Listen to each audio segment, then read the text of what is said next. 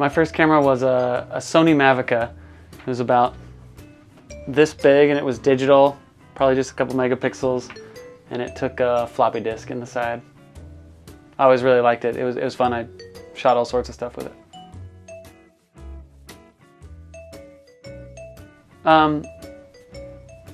When I started taking pictures with that Mavica, but probably when I started actually doing photography was when I was in high school. I had a really good art teacher that I liked, and I started in painting and drawing, and we would have to get source images to be able to paint or draw, and I ended up getting a small camera, going out and shooting the source images that I would later draw, and eventually I just found out that I really liked just the photographing side of it, and so I stuck to doing that a lot.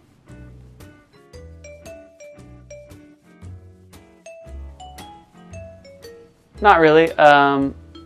When I was shooting on my old Nikon, I had a 35mm 1.8, and I just used it all the time. I really loved that, but now as I've gotten a few more lenses, it just kind of depends on what I'm doing.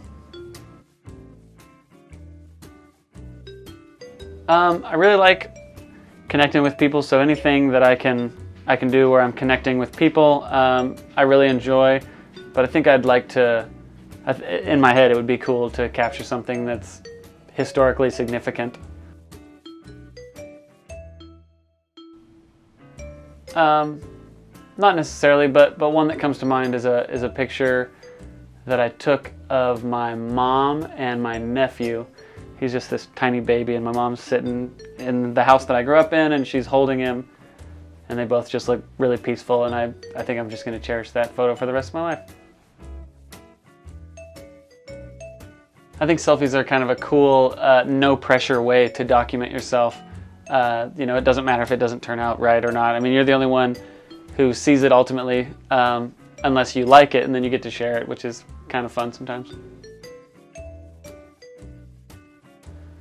I think social media is a great tool for photographers and artists, and just people wanting to you know, add a structure to how they document their lives. But I do think there is a dark side for creatives where you end up comparing yourself to all these, you know, world-class artists and wanting, you know, wondering why you're not more like them, when really you should focus more on being just like yourself.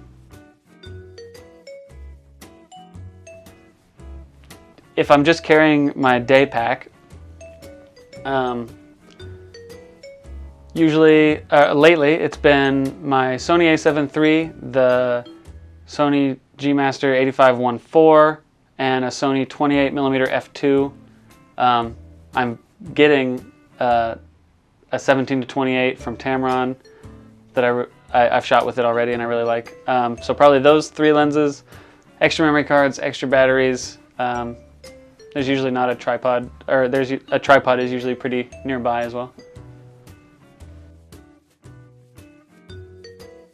I think what inspires me to create the most is trying to connect with things and or places or people, and trying to you know, capture what they're like in a moment, or what it feels like to be there, or to share an experience with someone. So hopefully you can take a photo in one place, and then you'd be able to show it to someone who wasn't there, and they would still kind of understand the grandeur of it all.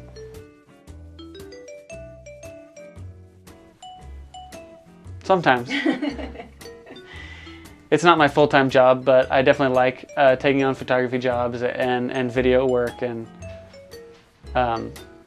you know, like doing family photos and selling prints and things like that. Some, yeah. I've been learning for the last 10 years or so, some of it more formal than others. I went to school for photography, and I had, as I mentioned before, a really cool art program in my high school where I got into photography. It started because it was really easy to share. You know, I was doing photography back in MySpace days, and you could throw it up and get all these likes, and it was super fun. And now I think of it kind of historically and also scientifically. I just think it's amazing what's actually happening when you do it. This little curtain opens and light rushes in, and then it closes, and everything that made it in gets captured, you know, forever potentially. And I think that's really fascinating. I was a pretty diehard Nikon guy for a long time, but recently got a Sony, and I've been really enjoying that too. I don't think brands really matter, just so long as you enjoy what you're using.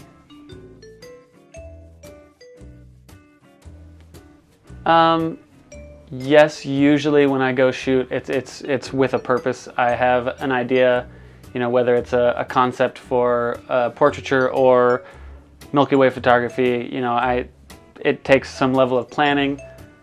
It almost never comes out exactly how I want it to, which I kind of like. You know, there's always the variable elements of it that make it a little different than what you expected.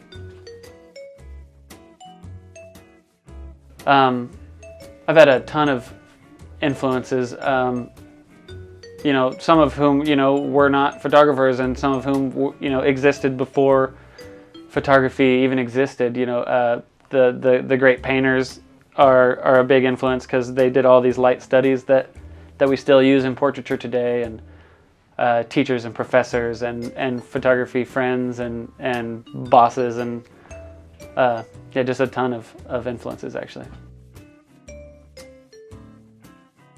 I have never in my life developed a roll of film. I would, but I haven't.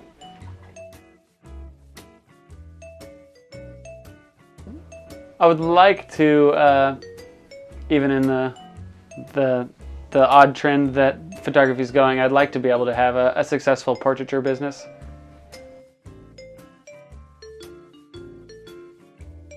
That's hard to say because it's always changing, and photography equipment becomes more and more accessible to everyone, and you know, more images are being captured today than have happened throughout the majority of history, and it's hard to say where it's going to go. I think it'll be cool either way. As far as professional photography, who knows, but I think imaging will just continue and get better and better all the time.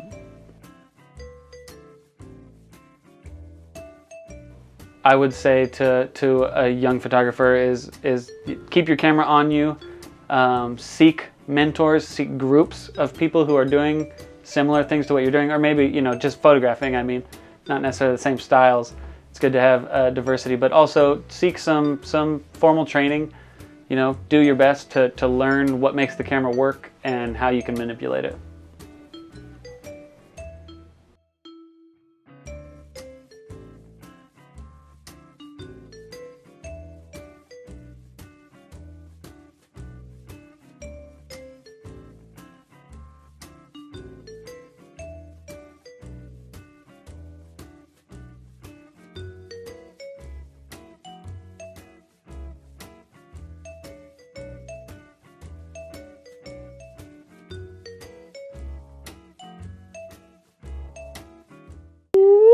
This is test number 2 at audio level 12. And Josh, check. What's your favorite focal length? Not telling. Huh. Secrets are all mine. All right. I think that was a good test.